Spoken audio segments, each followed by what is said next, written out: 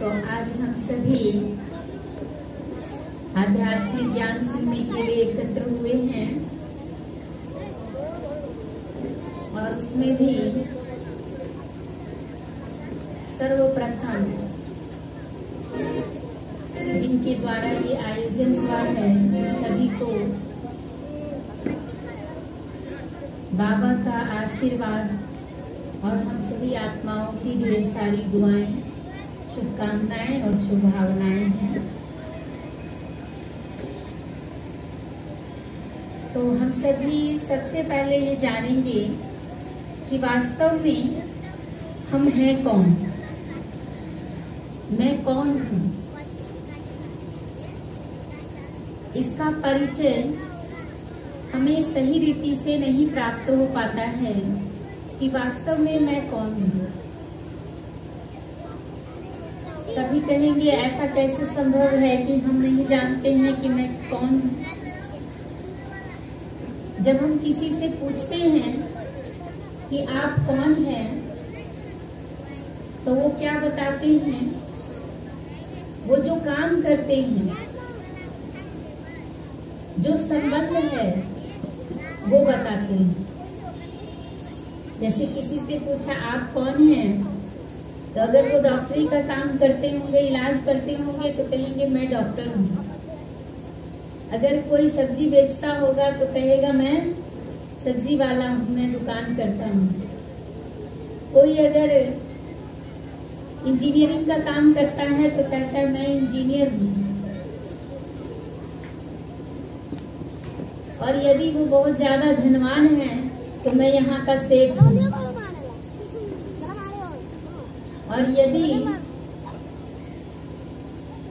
कोई किसी का पिता है, कोई किसी की पुत्री है, तो पूछेंगे तो कहेंगे मैं इनका पिता हूँ, मैं ससुर हूँ, मैं बहू हूँ, मैं बेटी हूँ, मैं बेटा हूँ।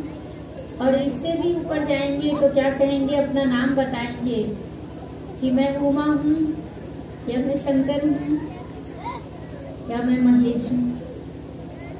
जबकि वास्तव में हमने ये सब जो परिचय बताया अपना, ये सब तो क्या हम हैं वास्तव में? ये सब जो हमने परिचय बताया, क्या ये वास्तव में हम हैं? मैं हूँ। जब मैं जन्म हुआ तो क्या उस समय मैं डॉक्टर, मैं इंजीनियर, मैं सेठ था? नहीं था। मैं किसी का ससुर, किसी की बहू, कुछ नहीं थे। हम थे कौन, हैं कौन? इसे ही जानना बहुत जरूरी है कि वास्तव में मैं हूँ कौन। तो ये जो देह हम देख रहे हैं, ये देह क्या है? 5 तत्वों से बना हुआ ये शरीर है। और मैं देह नहीं हूँ, मैं एक एनर्जी, मैं एक ऊर्जा हूँ। वो ऊर्जा कौन है? वो शक्ति कौन है? तो जिससे सभी अपनी अपनी भाषाओं में अलग अलग तरह से बोलते तो हैं, जानते भी हैं, मानते भी हैं, लेकिन अनुभव नहीं करते। मैं कौन हूँ जानते हैं सभी, कहते भी हैं। जैसे ही किसी का देहांत होता है तो क्या कहते हैं? प्राण निकल गया, प्राण छूट गया, आत्मा चली गई, रूह जिस्म से अलग हो गई। तो ये शब्दों का उच्चारण हम सभी करते हैं, लेकिन अनुभव नहीं होता, एहसास नहीं होता है कि वास्तव में मैं हूँ कौन। तो वास्तव में मैं कौन हूँ, इसे अनुभव में लाना है कि वास्तव में मैं देह नहीं हूँ। मैं कौन हूँ? इस देह को चलाने वाली शक्ति आत्मा। कई पूछते हैं कि ऐसा कैसे, मैं आत्मा हूँ, ये कैसे हो सकता है? वो तो हमें दिखाई देता ही नहीं है। तो हम कैसे माने कि हम आत्मा हैं? तो आप देखेंगे कि देह है,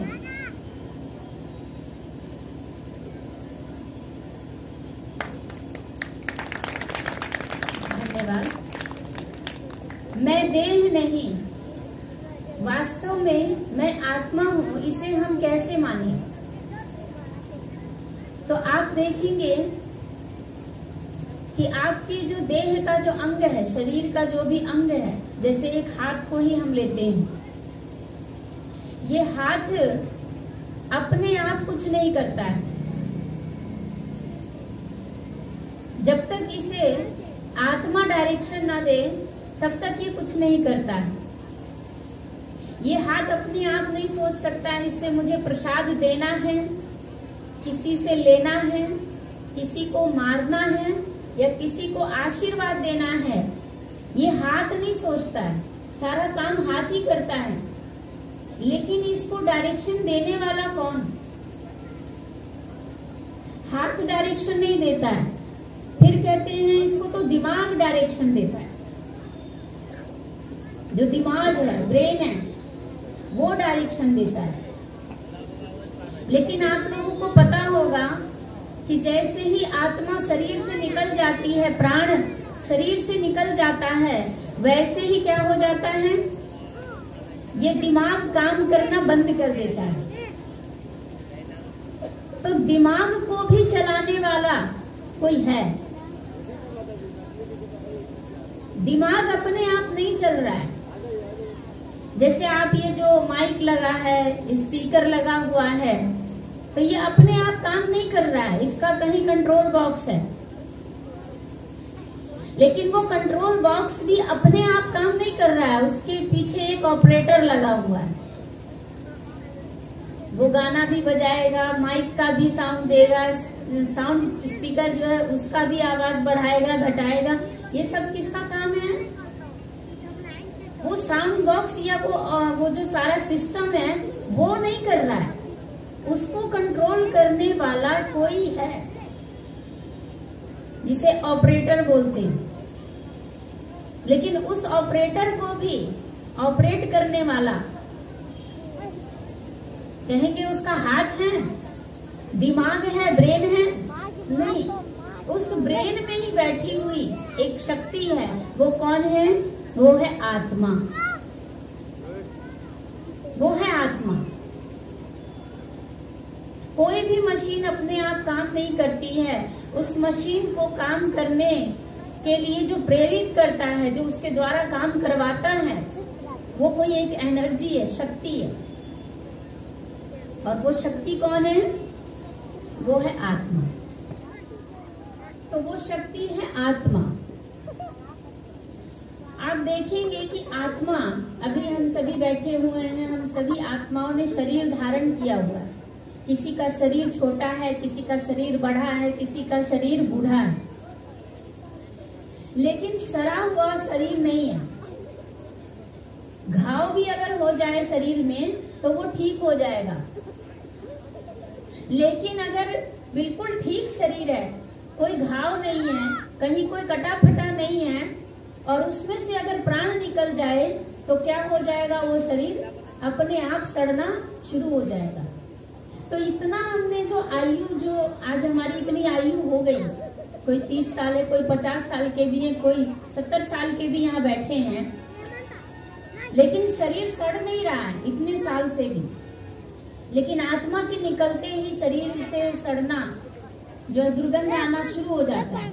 इसीलिए उसको घर पे रखा नहीं जाता है, जल्दी से जल्दी उसको हटा दिया जाता है, दाह संस्कार कर दिया जाता है या दफना दिया जाता है। जिसमें भी जो विधियां हैं उस अनुसार उस शरीर का निपटारा कर दिया जाता है। तो इसका मतलब क्या हुआ कि हम सभी कौन हैं? आत्मा। शरीर नहीं है हम सभी।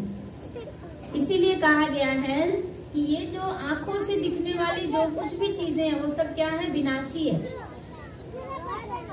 आंख से जो कुछ भी हम देख रहे हैं, ये देह, ये झूठ है, ये सत्य नहीं है, क्योंकि ये शरीर मैं हूं ही नहीं। मैं कौन हूं? तो मैं एक आत्मा हूं जो चैतन्य शक्ति है। जड़ नहीं है, वो चैतन्य है। शरीर जड़ है। जड़ और चैतन्य जब दोनों मिलते हैं तभी वो क्या बनती हैं? जीव और आत्मा। शरीर है जीव और आत्मा जो प्राण है। इसको पंछी से भी तुलना किया गया है कि प्राण पंछी उड़ गए। मतलब कि प्राण में क्या है? उड़ने की पावर है, वो चली जाती है। तो प्राण पंछी मतलब जीव आत्मा। तो प्राण हो गया आत्मा और पंछी क्या है? शरीर। तो जीव आत्मा शरीर 5 तत्वों का बना हुआ है, इसलिए 5 तत्वों में विलीन हो जाता है। लेकिन आत्मा किस चीज की बनी हुई है? आत्मा किस चीज की बनी हुई है? वो चैतन्य है, चैतन्य शक्ति है। तो वास्तव में आत्मा 7 गुणों से मिलकर बनी हुई है, इसलिए कहा जाता है सतो गुणी। तो सतो गुणी का अर्थ क्या हुआ? और कौन से वो 7 गुण हैं जिनसे मिलकर आत्मा बनी है? सतो गुण सभी कहते हैं, जहाँ सतगुण है, रजोगुण है और तमोगुण है। इन 3 गुणों का वर्णन हर जगह आता है।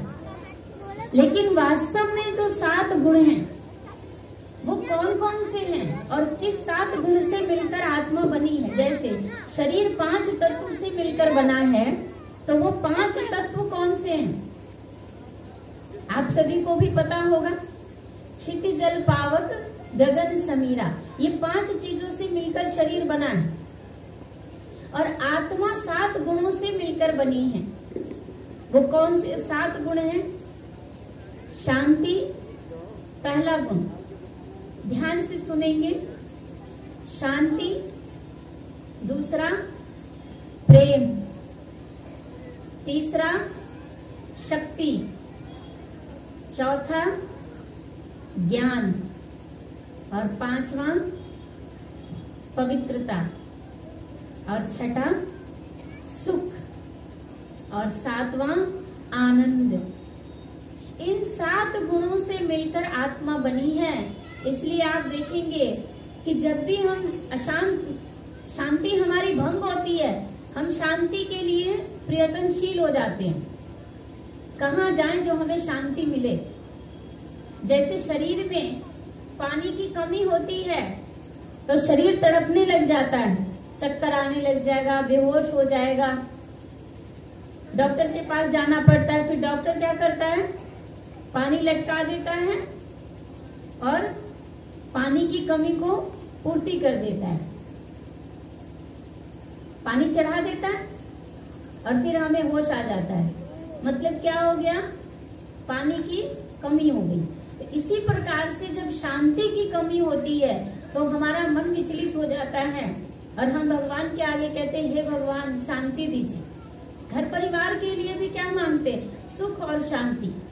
आत्मा का गुण दुख नहीं है, आत्मा का गुण दुख नहीं है। इसीलिए कहा गया दुख में सुमिरन सब करे और सुख में करे न कोई। क्योंकि जब आत्मा सुखों से परिपूर्ण होती है तो उसे उसकी याद नहीं आती है, क्योंकि वो अपने गुण में होती है, परिपूर्ण होती है। और जैसे ही वो गुण से अलग होती है, सुख से अलग होती है, और सुख के जगह जब दुख आ जाता है तो आत्मा अपने मूल धर्म से, अपने गुण धर्म से भटक जाती है, जिसके कारण उसको फिर से उस सुख की चाहना होने लगती है और फिर से वो परमात्मा के पास इस आस से पहुंच जाती है कि उनके द्वारा मुझे क्या मिलेगा? सुख मिलेगा। इसलिए हर कोई अपने परिवार में भगवान से क्या मांगते हैं कि हे भगवान सुख दो और शांति दो। तो इन 7 गुणों से मिलकर आत्मा बनी हुई है। प्रेम की भी कमी हो जाती है। जैसे आज के समय में देखिए प्रेम की कमी है, तो प्रेम की जगह वासना ने, काम वासना ने जगह ले ली है, विकार ने जगह ले ली है। जो आज सच्चा प्रेम नहीं मिलता, कहीं देखने को ही नहीं मिलता। शक्ति, आज शक्ति नहीं है।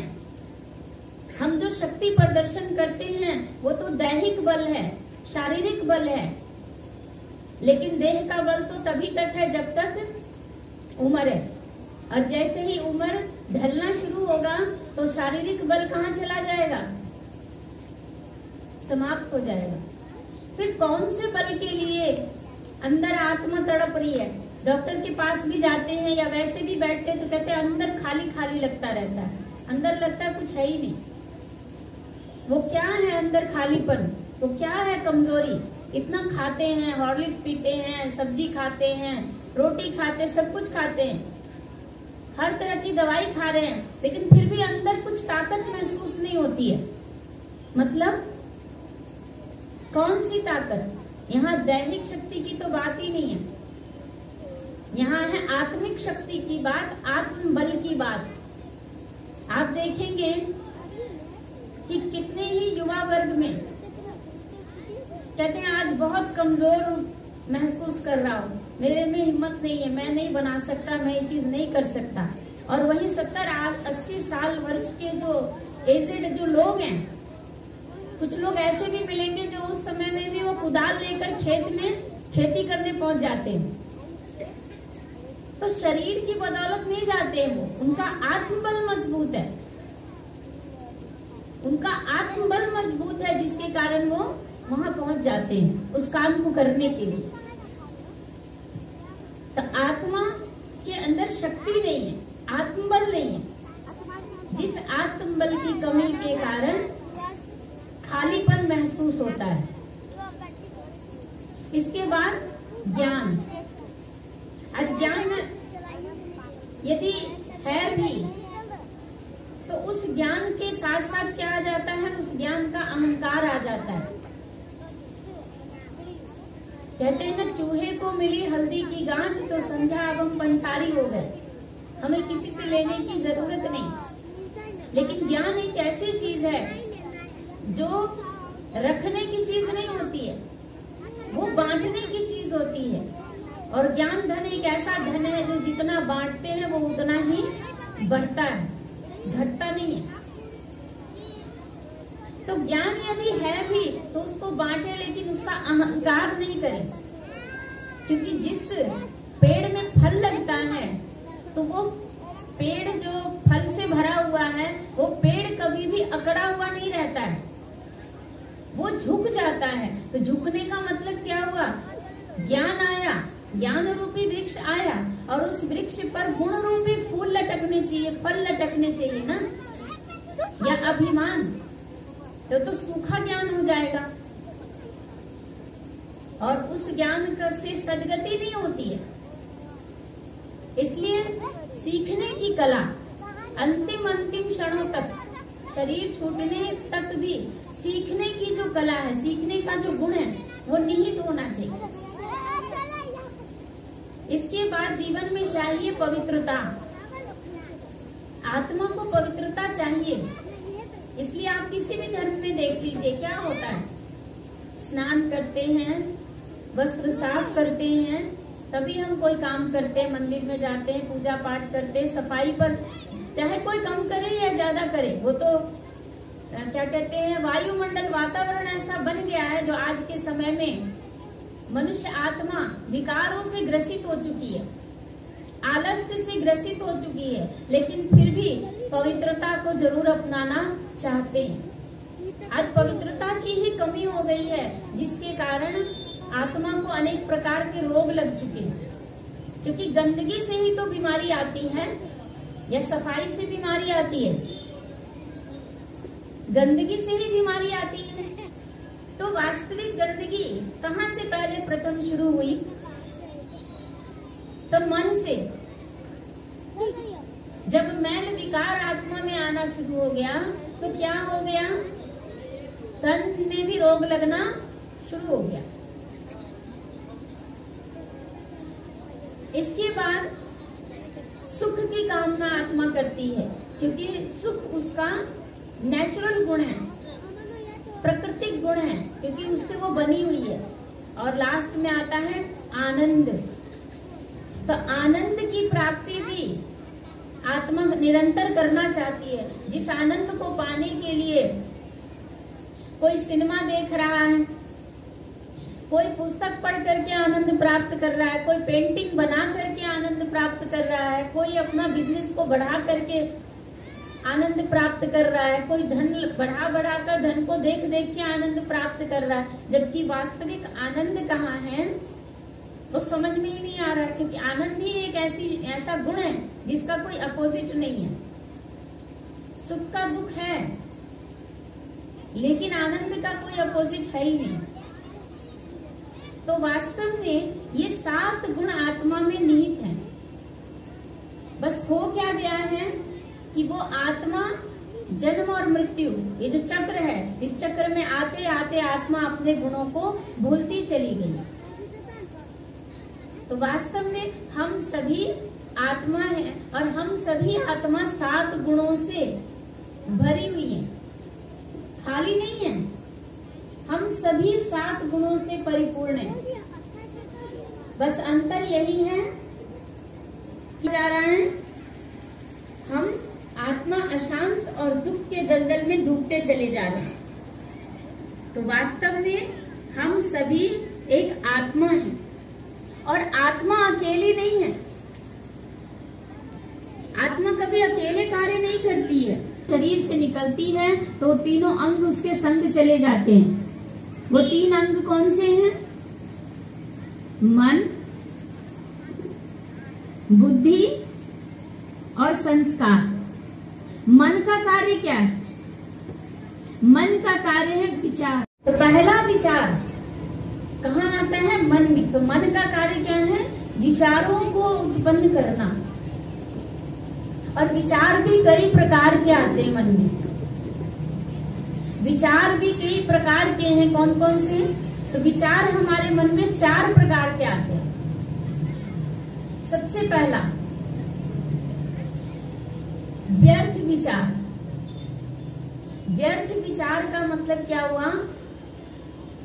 जो व्यर्थ की बातें हैं, व्यर्थ का संकल्प अंदर चलता है। तो व्यर्थ के लिए शिव बाबा ने बताया कि जितना भी हम बीती हुई बातों का चिंतन करते हैं, जो बातें बीत गई, उन बीती हुई बातों का चिंतन करना, यही क्या है? वही है व्यर्थ विचार। और सबसे ज्यादा हमारे मन में बीती हुई बातों का ही चिंतन चलता है। जैसे अगर हमने ये काम कर लिया होता तो आज ये स्थिति नहीं होती। बेटी के लिए रिश्ता आया था, अगर उससे कर लिया होता तो आज मेरी बेटी इतना दुखी नहीं होती। मकान बना लिया और मकान का डायरेक्शन मतलब ठीक से नहीं सेट हुआ, बाद में बुद्धि में आया, अब उसको न तोड़ सकते हैं न फिर से उसको बना सकते हैं, लेकिन अंदर विचार चल रहा है कि ये रूम यहाँ नहीं दिए होते, अगर यहाँ दे दिए रहते तो आज हमारा रास्ता थोड़ा बड़ा हो जाता, या आज ये बरामदा थोड़ा सा चौड़ा रहता। मतलब कर तो सकते नहीं है, लेकिन अंदर चल रहा है। दुकान अगर हम यहाँ बनाए रखते अपना तो आज हमको इतना भटकना नहीं पड़ता। मतलब बीती हुई बातों को हम सोचते जा रहे हैं, सोचते जा रहे हैं। ज्यादा समय हमारा इसी में बीत जाता है। अगर हम पढ़ाई कर लिए रहते तो आज हमें ये दिन देखना नहीं पड़ता, मेरा दोस्त हाई लेवल पर पहुंच गया और हम कहाँ बैठ गए अंदर। मतलब बीती हुई बातें, कहाँ बचपन की बातें, उसके बाद की बातें, जो बातें बीत गई, 2 साल 5 साल 10 साल 50 साल की बातें अंदर चल रही है। और उन बातों में हमारा संकल्प कितना खर्च हो जाता है? 100 में से 95% हमारा संकल्प उसमें खर्च हो जाता है। सोचते सोचते बेटा को संपत्ति दे दिए, नहीं दिए रहते तो आज हमारे हाथ में भी कुछ होता। अब सोचे जा रहे हैं, लेकिन होने वाला है? सार्थक है वो संकल्प? सार्थक नहीं है, कि अब हम उसमें कुछ हेर फेर नहीं कर सकते, बदल नहीं सकते, और उसमें हमारा संकल्प क्या हो रहा है? खर्च हो रहा है। तो 95% संकल्प हमारा व्यर्थ में चला गया। दूसरा संकल्प आता है नेगेटिव, नकारात्मक विचार संकल्प। नकारात्मक संकल्प किसको कहते हैं? तो जब हम किसी की उन्नति से, किसी की बढ़ोतरी से, किसी की संपत्ति से, किसी के रूप से और किसी के परिवार से जब हमें ईर्ष्या, जलन और दुख उत्पन्न होता है, तो वो है नेगेटिव, नकारात्मक विचार। किसी के घर में अगर फ्रिज आ गया, आया उसके घर में फ्रिज, और दुख हमें हो जाता है कि उसके घर में फ्रिज, हाँ बहुत पैसा हो गया तो लाएगा ही, मतलब खुशी नहीं है, दुख आ जाता है। किसी ने अच्छा घर बना लिया तो अंदर से जलन, ईर्ष्या, द्वेष पैदा हो जाता है।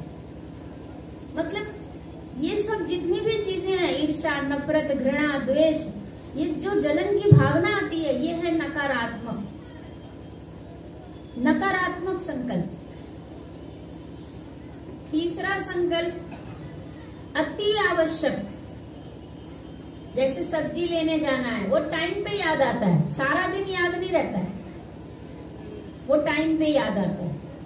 भोजन करना है, मार्केट जाना है, फलाना सामान खरीदना है, यहाँ जाना है, उससे मिलना है, ये मीटिंग है, अति आवश्यक, जिससे मतलब काम बिगड़ने वाला है हमारा।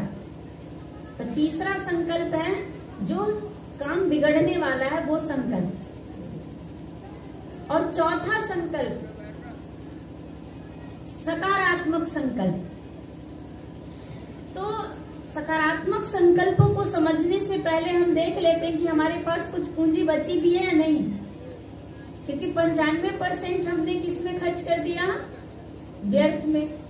4% हमारा चला गया नेगेटिव में, वो नकारात्मक विचार में, और 1% हमारा अति आवश्यक, अति आवश्यक में खर्च हो गया। अब तो कुछ है नहीं, जीरो बैलेंस। लेकिन अभी चौथा विचार है ही, वो है सकारात्मक विचार। अब कहते हैं सकारात्मक विचार है क्या चीज? बहुत से भाई बहन है, माताएं हैं, आती हैं क्लास में और कहती हैं हमें तो आता ही नहीं अच्छा सोचना, कैसे अच्छा सोचें? बस कहते हैं हाँ सबका मंगल हो, मंगल हो, बस हो गया, एक बार बोल दिया सुबह, इसके बाद तो आता ही नहीं है अंदर। कैसे उस विचार को अंदर से हम लाएं? कैसे उसको बार बार, जैसे बुरा सोचना, वो बार बार चलता रहता है, बुरा जल्दी जल्दी आता है अंदर। ये कैसे बढ़ गया, इसको कैसे मिल गया, आज इसने मुझे खाना नहीं पूछा, भगवान करे इसको भी भोजन न मिले, ऐसा ना हो, वैसा ना हो। बहुत सारी ऐसी चीजें जो बार बार अंदर, मतलब एक बार किसी से ठेस लगा या दुख हुआ, इसके बाद सारा दिन क्या कई साल तक हम उसको अंदर चलाते रहते हैं। तो सोचिए कि जो नेगेटिव विचार हैं, जो व्यर्थ विचार हैं, उसको चलाने हमें आता है, लेकिन सकारात्मक विचार चलाना हमें नहीं आता है। उसके लिए हम कहते हैं कि हमें सीखने की जरूरत है। क्यों सीखने की जरूरत है? क्योंकि आदत पड़ चुकी है। और आदत क्यों पड़ी? आदत इसलिए पड़ी क्योंकि हमने कभी अपने मन के तरफ ध्यान दिया ही नहीं, मन के तरफ ध्यान ही नहीं दिया। जो चल रहा है अंदर चल रहा है। जैसे आप देखिए एक छोटा सा बच्चा, उस छोटे से बच्चे के पीछे अगर कोई ना हो और उसको छोड़ दिया जाए कि वो खेल रहा है, अब वो बच्चा क्या करेगा? खेल रहा है, इसके पीछे कोई नहीं है, घर में चाकू भी है, छुरी भी है, मिर्ची का डिब्बा भी रखा हुआ है, हरी सब्जियां भी हैं, सब कुछ है आगे पीछे, उसके कोई नहीं है लेकिन उसके आगे पीछे गाइड करने वाला।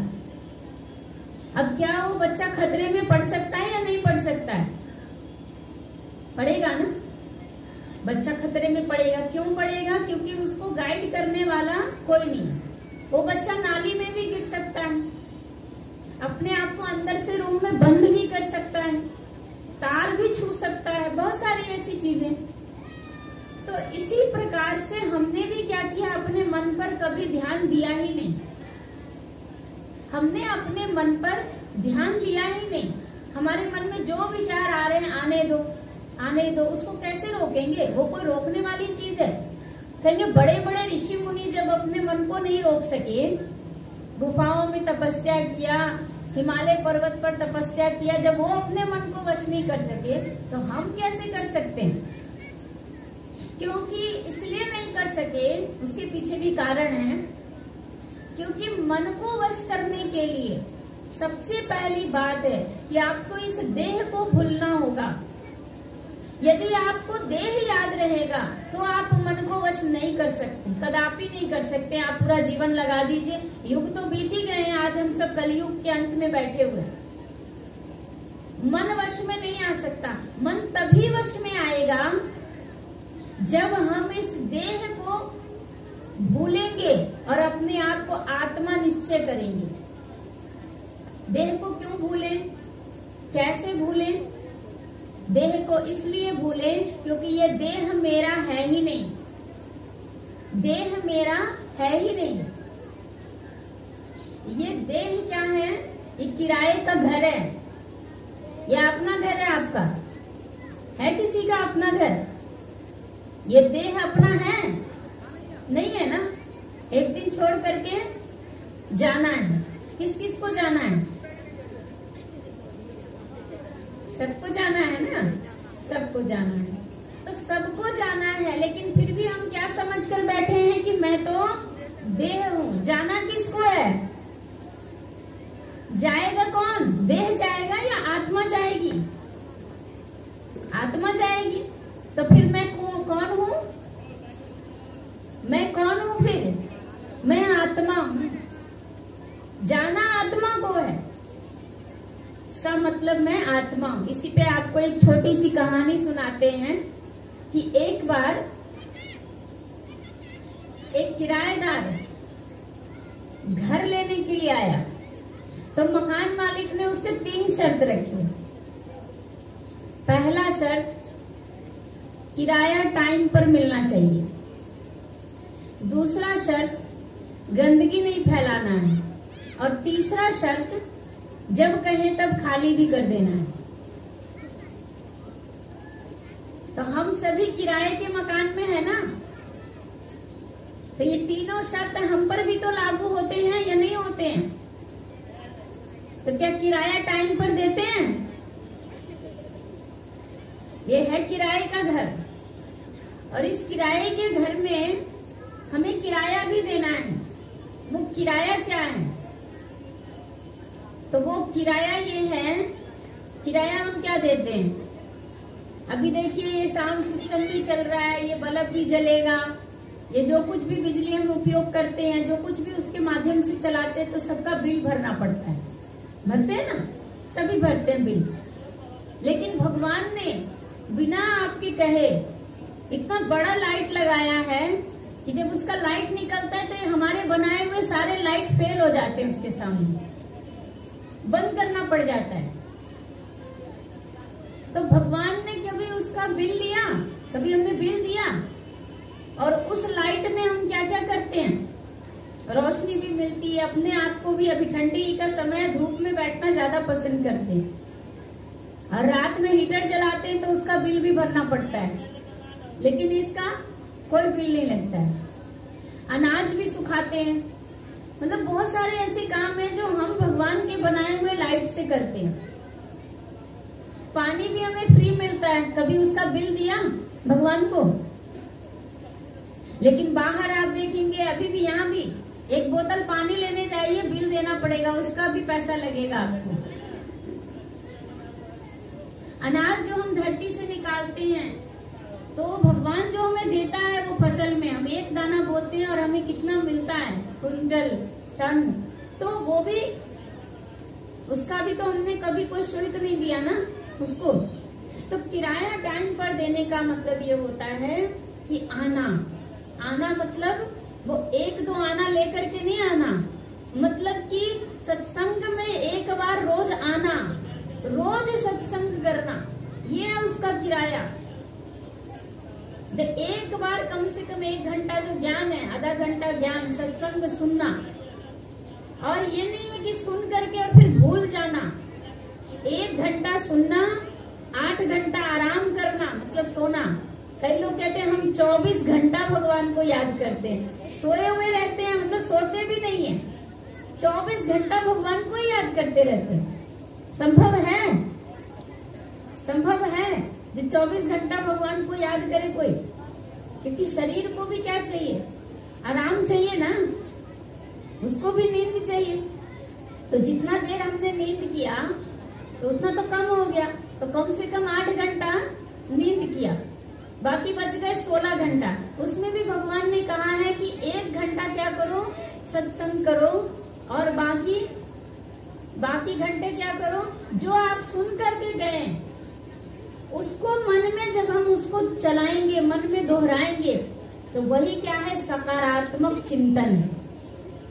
वही सकारात्मक चिंतन है, ज्ञान का चिंतन मंथन मनन करना। इसके बाद गंदगी नहीं फैलाना है। भगवान ने हमें ये किराए का जो घर दिया है, इसमें हम कितनी गंदगी फैलाते हैं। गंदगी फैलाना मतलब बाहर से तो साफ रखते हैं, तो बाहर से साफ रखते हैं, लेकिन भगवान ने जो हमें मन दिया, वो मन को हम क्या कर रखे हैं? गंदा करते हैं। इतना गंदा करते हैं कि मन की गंदगी के कारण तन बीमार हो जाता है, तन बीमार हो जाता है। तो मन में गंदगी नहीं फैलाना मतलब कि किसी के भी प्रति कोई भी गलत विचार, गलत सोच को नहीं रखना। ये एक दिन केवल सुनने से नहीं होगा, इसके पीछे मंथन करने में, मेहनत करने में सालों साल बीत जाते हैं। धीरे धीरे धीरे धीरे तब जाकर के ये मन का कचरा साफ होता है। इसके बाद जब कहें तब खाली भी कर देना है, तीसरी शर्त। और हम खाली करना चाहते नहीं है। क्यों नहीं चाहते हैं? क्योंकि हम ये भूल जाते हैं कि ये किराए का घर है, मुझे खाली करके जाना है। कहते भगवान थोड़े दिन तो रहने दो, थोड़ा शादी देख लेते, पोता पोती देख लेते हैं, इसके बाद ले चलना। वो भी हो जाता है, फिर कहते कुछ दिन और रहने दो। और जब शरीर बिल्कुल बेकार हो जाता है, तब भगवान से मांगना शुरू कर देते हैं कि हे भगवान अब हमें ले चलो। एक बार की बात है कि एक व्यक्ति था, वो भगवान को बहुत याद करता था, बहुत याद करता था।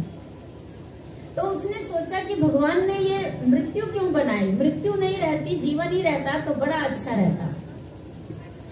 तो एक दिन उसकी भक्ति से प्रसन्न होकर के भगवान उसके सामने आए और उसको कहा कि मांगो वत्स, क्या मांगते हो? तो उसने कहा कि भगवान मुझे अमृत प्रदान कर दो। मैं अपने परिवार से बहुत प्यार करता हूँ और मेरे परिवार में कोई न मरे, न मैं मरूं न मेरा परिवार मरे। तो भगवान ने कहा सोच लो। तो उसने कहा सोच लिया भगवान, अब आप मुझे अमृत का वरदान दे ही दो। कहा ठीक है। भगवान ने उसको वरदान दे दिया। अब क्या हुआ? अब वो जीता जा रहा है, शरीर मतलब कि एकदम जर्जर होता चला जा रहा है, बच्चे बड़े हो गए, उसके पोता पोती, पोता पोतियों के पोता पोती बढ़ते चले जा रहे हैं परिवार में संख्या, लेकिन कोई उसकी सेवा करना नहीं चाहता है। कोई उधर से मार रहा है, कोई उधर से कुछ कर रहा है। अब जो है उसकी अकल वो बड़ा सोचने लगा कि सच में भगवान ने ये जो स्कीम बनाई है ना, ये बड़ी अच्छी बनाई है। अपना अपना काम पूरा करो, जिम्मेवारी पूरी करो और चलते बनो, टाटा बाय बाय करो, चलते बनो। और यहाँ जो मैं जबरदस्ती बैठ गया हूँ भगवान की इच्छा के विरुद्ध, तो ये तो मुझे भोगना पड़ेगा। अब वो भगवान से मिन्नत करना शुरू किया कि भगवान अब प्रकट हो जाओ, अब मेरी विपत्ति को समझो। अब वो एक पैर नहीं हिला सकता, चल नहीं सकता, बोल नहीं सकता, खा नहीं सकता, कोई उसके नजदीक नहीं आ रहा है। और जिन परिवार वालों से वो इतना ज्यादा प्रेम करता था, जिसके कारण भगवान से उसने वरदान मांग लिया जीने का, वो परिवार भी उसको देखना नहीं चाह रहा।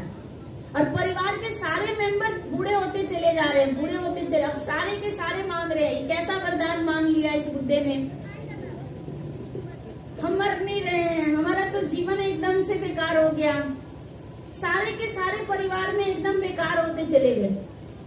अब जो नई जनरेशन थी वो सेवा करना ही नहीं चाहा। कितने सारे लग रहा था वृद्धा आश्रम खुला हुआ है, इतने लोग हो गए उसके घर में।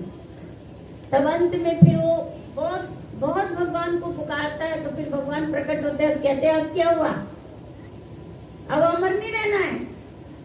नहीं भगवान, अब मुझे समझ में आ गया कि आपने जो चैनल बनाया ना, ये सिस्टम जो बनाया, ये बहुत सुंदर है, बहुत अच्छा है, लेकिन मैं इसके रहस्य को समझ नहीं सका। इसके बाद जो है भगवान ने कहा ठीक है, अब सारे पंछी उड़ गए, मतलब आत्मा जो है शरीर से निकल गई। इसके बाद सबका दाह संस्कार हुआ। तो कहने का भाव ये है कि ये हमें सदैव इसको याद रखना है। रोज कम से कम इस चीज को आप 21 बार याद कीजिए कि अब मुझे अपने घर जाना है। हमारा घर ये है ही नहीं। आत्मा जो पंछी, आत्मा को निकलना है, इस घर को खाली करना है। ये हमेशा हमें याद करना होगा, मैं इस देह में मेहमान हूँ, मैं इस घर में मेहमान हूँ। इसको जब हम बार बार अपने भीतर इसको याद करेंगे, बुद्धि में चलाएंगे, तो क्या होगा, जिस समय आपका शरीर छूटेगा उस समय आपको कष्ट नहीं होगा। आप कोई कपड़ा बनवाइए और उसको बिल्कुल फिटिंग में भी बहुत ज्यादा फिटिंग करवा लीजिए, एकदम टाइट। जो कहते हैं ना, पहले ढीला होता था, शरीर वजन बढ़ गया, बिल्कुल ही फिट हो गया। अब क्या, किसको जाना है, शरीर को या आत्मा को? आत्मा को जाना है। तो आत्मा को जाना है तो ये हमें याद रखना होगा कि मैं एक आत्मा हूँ और मुझे जाना है। शरीर नहीं जाएगा, ये मिट्टी का ढेला जो है ये यही रह जाएगा और जाएगी आत्मा।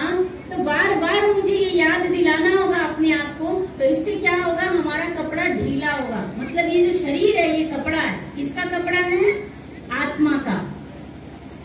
और इससे क्या होगा, मैं आत्मा हूँ, मुझे इस देह से निकल अपने घर वापस जाना है।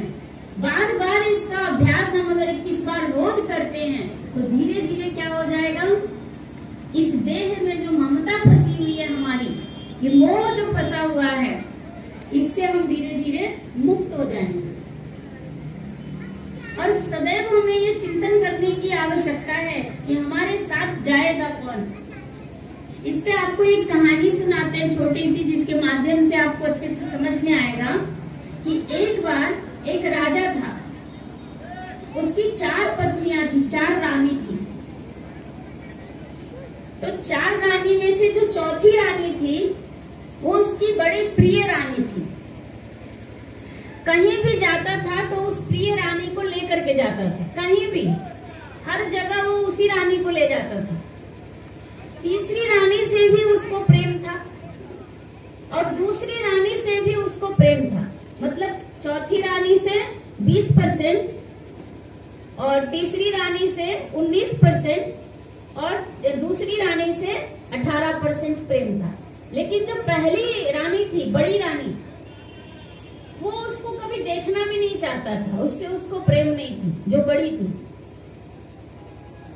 एक दिन क्या हुआ कि वो राजा जो है धीरे धीरे बुजुर्ग हो गया, उसको रोग लग गया। अब उसके जाने का समय हो गया। जब जाने का समय हो गया तो राजा ने कहा अपनी छोटी रानी, जो सबसे प्रिय रानी थी उसकी, उसने कहा रानी, मैंने तो तुझे सबसे ज्यादा प्यार किया, सबसे ज्यादा, क्या तू मेरे साथ चलेगी? जैसे ही रानी को राजा ने कहा तो रानी का जवाब क्या था, नहीं नहीं, मैं नहीं जाऊंगी तुम्हारे साथ, तुम्हें तो अकेले ही जाना होगा, अभी तो मेरा जीवन पड़ा हुआ है, मैं नहीं जाऊंगी। राजा बहुत उदास हो गया, बहुत हताश हो गया। अब तीसरे नंबर की रानी को बुलाता है, कहता है रानी, मैंने तुझसे भी बहुत प्रेम किया, क्या तू मेरे साथ चलेगी? उसने कहा नहीं नहीं, मैं नहीं जाऊंगी तुम्हारे साथ। मैं तुम्हारे भोज भात इस सब का इंतजाम कर दूंगी, लेकिन मैं साथ नहीं जाऊंगी। मतलब जो दान करना होगा, जो कुछ भी, सारी जिम्मेवारी मैं निभा दूंगी, लेकिन साथ नहीं जाऊंगी। दूसरी रानी को फिर बुलाया। राजा बहुत दुखी होता चला गया। दूसरी रानी को बुलाया।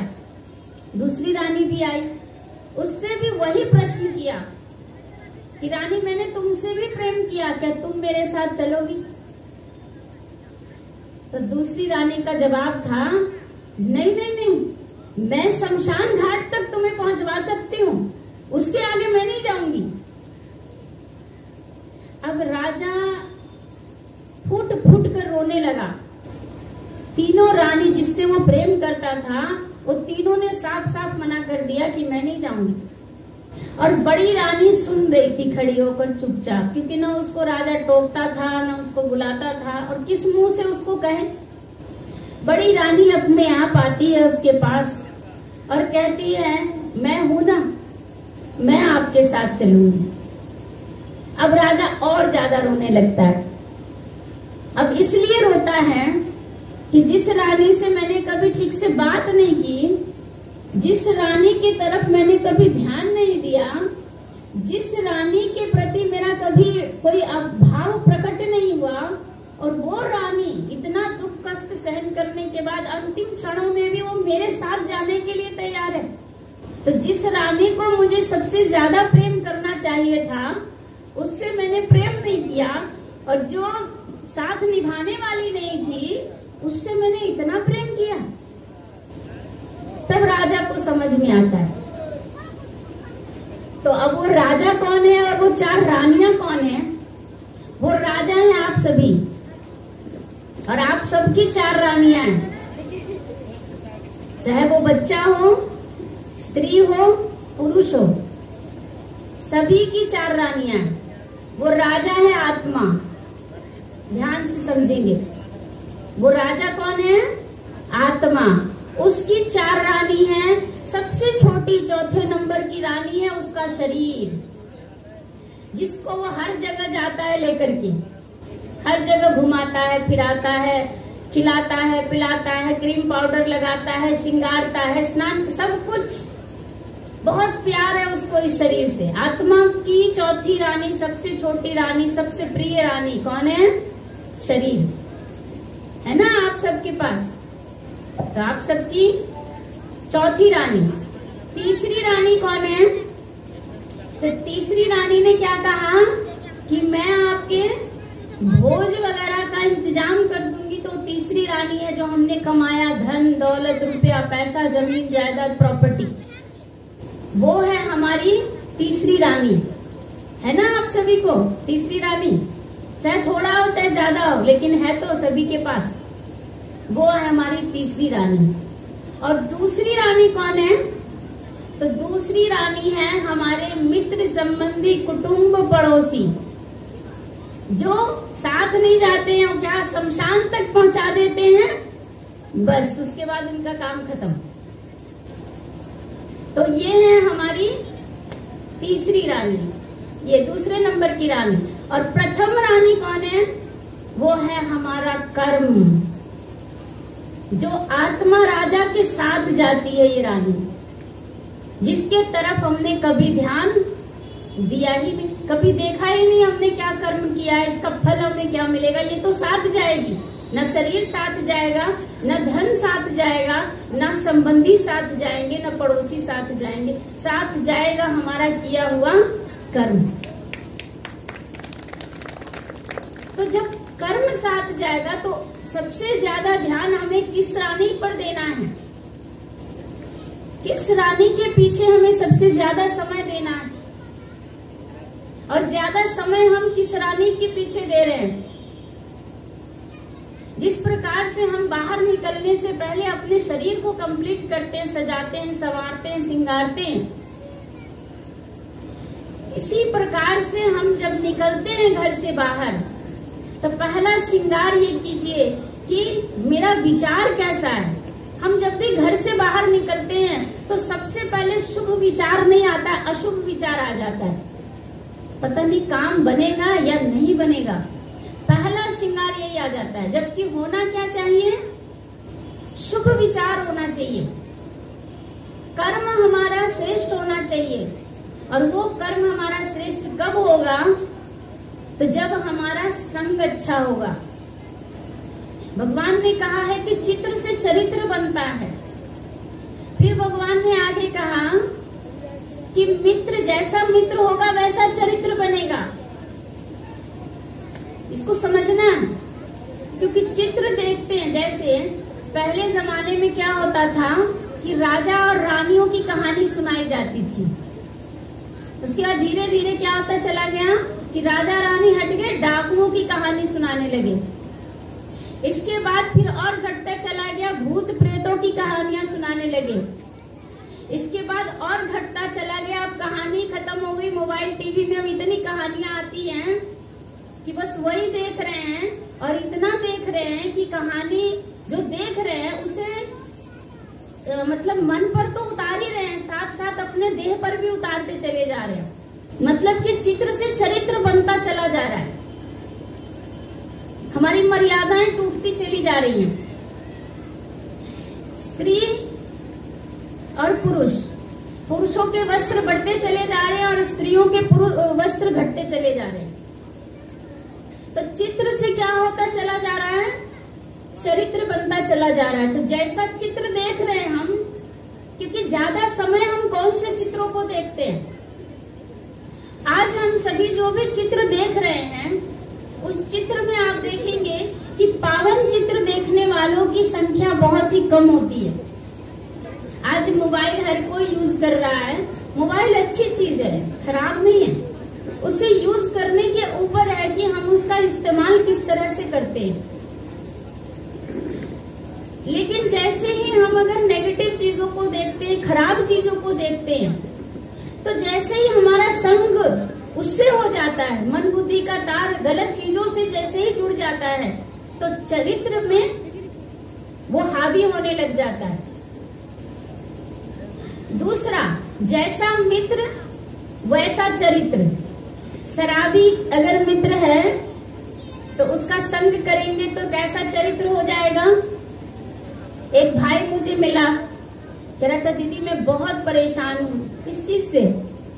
तो मैं तंबाकू नहीं खाता था। मेरा दोस्त जो है ना, वो जबरदस्ती थोड़ा तो ट्राई कर ले, थोड़ा तो ट्राई कर ले।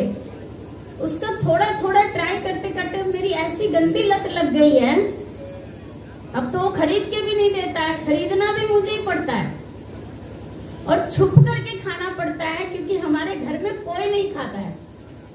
ये अलग मुसीबत। अब दीदी ये छूटे कैसे? तो जैसा मित्र वैसा चरित्र। और रियल चरित्र क्या होता है? रियल चरित्र वो होता है, दो प्रकार के चरित्र हैं। एक चरित्र होता है जो हम सबके सामने करते हैं, सबके सामने करते हैं, भाई ऐसे नहीं बोलना है, ऐसे नहीं करना है, ऐसे नहीं चलना है, ऐसे नहीं उठना है, ऐसे नहीं बैठना है। और दूसरा, एकांत में हम क्या करते हैं, वो हमारा रियल चरित्र है, क्योंकि उस समय कोई नहीं है। अब जैसे छोटा बच्चा है, मम्मी है, पापा है, दादी है, दादाजी, सब कोई है।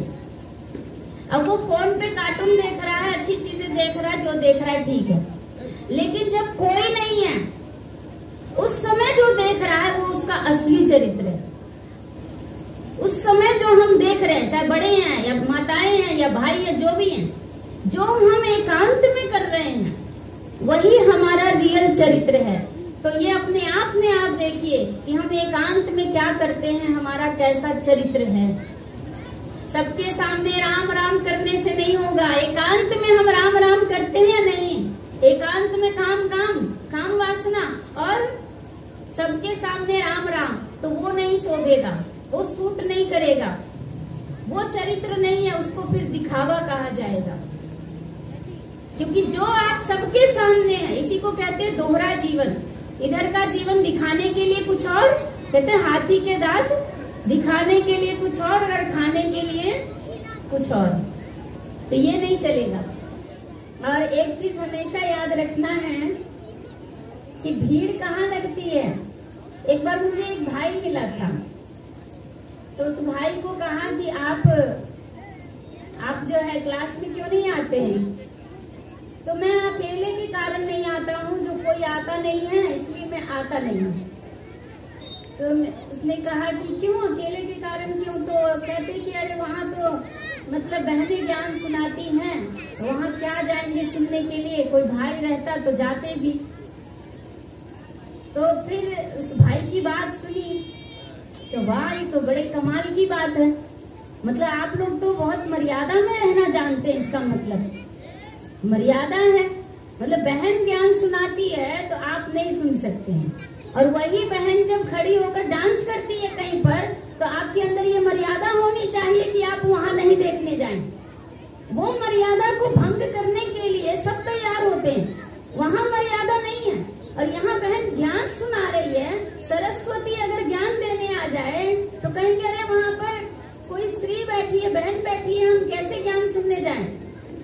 मर्यादा तो उसको कहा जाएगा कि जिस दिन भाई और माताएं किसी बहन का डांस और नृत्य देखने ना जाए, जो भरे बाजार में अश्लीलता के साथ होता है, वहां ना जाए, तब हम उसको कहेंगे मर्यादा। और सत्संग कर सुनने के लिए, और तब कहें कि वहाँ बहन सुनाती है, हम क्या सुने, कैसे सुनने जाएं? उसी बहन उसी माता के सामने माथा टेक करके आप कहते हैं कि हे सरस्वती माता हमें ज्ञान दीजिए। क्या वो भाई है? क्या वो देवता है? वो भी तो एक स्त्री ही है, वो भी तो एक माता ही है, वो भी तो एक बहन ही है। शक्ति मांगना होता है तो कहाँ किसी देवता के पास जाते हैं? पहुंच जाते हैं काली माता के पास। हे काली माता मुझे बल देना, मुझे शक्ति देना। धन चाहिए होता है तो कहाँ किसी पुरुष के पास जाते हैं? हर दुकान में आपको लक्ष्मी जी की मूर्ति मिल जाएगी, ऐसा कोई दुकान नहीं होगा। और जहाँ ज्ञान धन बट रहा हो तो कोई नहीं। तभी कहा गया सत्संग सुनने कौन आएगा? जिसको भगवान चुनते हैं। भगवान जिसको पसंद करता है वही तो सत्संग में बैठेगा। लेकिन भगवान की भी पसंद जो खास में पसंद हो उसे हमें देखना है। भगवान ने यहाँ तक तो पहुँचा दिया, अब आगे चलना किसका काम है? हमारा काम है ना। आप घर में देखिए, लौकिक में ही आप देखिए, आपके घर में छोटे छोटे बच्चे होंगे, आपका बच्चा बैठा हुआ है और आप उसका हाथ पकड़ के खींच रहे हैं। किस लिए खींच रहे हैं? उसको अपने पास बुलाने के लिए। और आपका बच्चा अगर आपके पास में ना आए तो आपका मन कैसा हो? रोने लग जाए, आपका मन कैसा होगा? और वही दूसरा बच्चा खिलखिलाता हुआ, थोड़ा मन के ऊपर चित्र लाइए, बड़ा सुंदर सीन है। खिलखिलाते हुए आपके पास, दोनों हाथ आगे बढ़ाते हुए आपके पास आ रहा है, कितना आनंद आएगा? आनंद आएगा या नहीं? कितना आनंदित। अगर आप रो भी रहे होंगे ना और वो बच्चा दोनों हाथ फैलाए हुए आपके पास मुस्कुराते हुए अगर आ रहा हो तो आप अपना रोना भी भूल जाएंगे, इतनी शक्ति होती है उसकी मुस्कान में। तो ऐसे ही भगवान भी चाहता है कि मैं तो सब दिन गोदी में उठाता हूँ, चलो कम से कम अपनी मर्जी से खुद भी तो आओ, जो उसको भी खुशी मिलेगी, उसको भी तो खुशी होगी। इसलिए दोनों हाथ फैला करके, ये नहीं कि इस हाथ की बात है, बुद्धि की बात है, मन की बात है कि मन रूपी हाथों को फैलाते हुए जब हम आते हैं भगवान के पास तो भगवान भी क्या हो जाता है? खुश हो जाता है। और जब भगवान खुश हो गया तो आपकी सारी मनोकामनाएं भी क्या हो जाएंगी? पूरी हो जाएंगी, मांगना नहीं पड़ेगा। फिर छोटा बच्चा जब आता है ना, एक और बात याद आती है, बड़ी अच्छी बात थी कि एक बार एक बच्चा, एक बच्चा एक दुकान पर गया, बहुत सुंदर बच्चा था, बहुत छोटा था। तो दुकान वाला भाई जो है देख रहा था, उसको बड़ा अच्छा लग रहा था वो बच्चा। तो दुकान वाले भाई की, वो बच्चे के साथ उसकी माँ आई थी, तो वो सामान खरीद रही थी। उसकी माँ सामान खरीद रही थी और वो बच्चा चॉकलेट का डिब्बा देख रहा था। चॉकलेट का डिब्बा रखा हुआ था तो वो देख रहा था, बड़े गौर से देख रहा था। तो दुकान वाले को लगा कि ये बच्चा चॉकलेट लेना चाहता है, तो पूरा डब्बा उसके आगे रख दिया और कहा जितना लेना है ना तुमको उतना ले लो। वो बच्चा लिया ही नहीं, बार बार उसको कह रहा है जितना लेना है तुमको ले लो, जितना तुम्हारे हाथ में आ सके उतना ले लो। बच्चे ने नहीं लिया। उसकी माँ आई, दुकान वाले भाई ने कहा कि वो आपका बच्चा तो चॉकलेट ले ही नहीं रहा है। माँ ने भी कहा ले लो बेटा, इसने कहा नहीं। फिर दुकान वाला अपने हाथ से चॉकलेट निकाल करके एक मुट्ठी चॉकलेट उसके छोटे छोटे हाथों को पूरा भर दिया। इसके बाद वो बच्चा उस पूरे चॉकलेट को मम्मी को दिया और एक चॉकलेट निकाल के मुंह में रखा और चलने लगा। माँ ने उसको गोद में उठाया और बड़े प्यार से पूछा बेटा जब दुकान वाले ने पूरा डिब्बा पकड़ा दिया था तो चॉकलेट क्यों नहीं निकाला?